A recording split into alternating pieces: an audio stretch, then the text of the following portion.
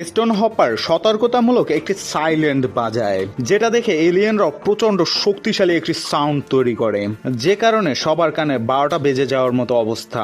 আর তখনই stone hopper সেই alien শিপের উপরে আক্রমণ করে দেয়। কিন্তু এলিয়েনরা তাদের অ্যাডভান্স টেকনোলজির সাহায্যে আক্রমণ করা স্টোন হপারের সেই স্যামসন জাহাজটি পুরোপুরি নিমিষেই ধ্বংস করে দেয়, যেটা দেখে অ্যালেক্স তার নিজের জাহাজে ফিরে আসে এবং তার ভাই স্টোন হপারকে খুঁজতে থাকে। কিন্তু সে কিছুক্ষণ পরেই জানতে পারে তার ভাই স্টোন হপার স্যামসন জাহাজটি ধ্বংস হয়ে যাওয়ার সাথে সাথেই মারা গিয়েছে।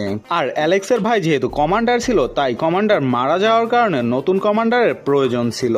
আর অ্যালেক্স সেখানে থাকা সকল সৈন্যদের সিনিয়র ছিল, তাই সেখানে থাকা সবাই অ্যালেক্সকে কমান্ডার বানিয়ে দেয়। আর তখন অ্যালেক্স তার জাহাজকে নিয়ে এলিয়েন স্পেসশিপের কাছাকাছি গিয়ে আক্রমণ করার নির্দেশনা দেয় এবং সেখানে থাকা জাপানি জাহাজটিও অ্যালেক্সকে সাহায্য করার জন্য এলিয়েন শিপের উপরে ফায়ার করতে থাকে। কিন্তু এলিয়েনেরা সেই জাপানি জাহাজটিকেও পুরোপুরি ধ্বংস করে দেয়, যে কারণে অ্যালেক্স তার টিমের সদস্যের জোড়াজুড়িতে তাদের জাহাজটিকে ঘুরিয়ে ফেলে ধ্বংস হয়ে যাওয়া জাপানি জাহাজের সৈন্যদের উদ্ধার করতে যাওয়ার জন্য, যেটা দেখে এলিয়েনরা তাদের আর বিপজ্জনক মনে করে না।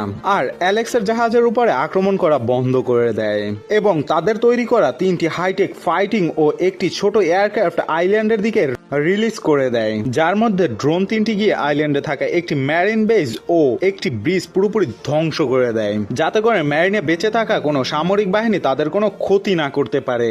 আর ব্রিজটি ভেঙে ফেলা হয় কারণ কেউ যেন আর সেই পাহাড়ে থাকা ট্রান্সমিশন ডিভাইস সেট করা এরিয়ায় না যেতে পারে, কারণ তারা যে ছোট এয়ারক্রাফটটি রিলিজ করেছিল সেটি সেখানে চলে এসেছে। আর তারা সেই ট্রান্সমিশন ডিভাইস ব্যবহার করে তাদের গ্রহে সিগন্যাল পাঠাবে, যাতে বাকিরাও সেই সিগন্যাল ট্র্যাক করে পৃথিবীতে চলে আসতে পারে। কারণ আমরা আগেই দেখেছিলাম এলিয়েনরা তাদের সাথে করে যে কমিউনিকেশন শিপটি এনেছিল, সেই শিপটি পৃথিবীতে ল্যান্ড করার আগেই একটি স্যাটেলাইটের সাথে ধাক্কা খেয়ে হংকং এ ক্র্যাশ ল্যান্ডিং করেছিল।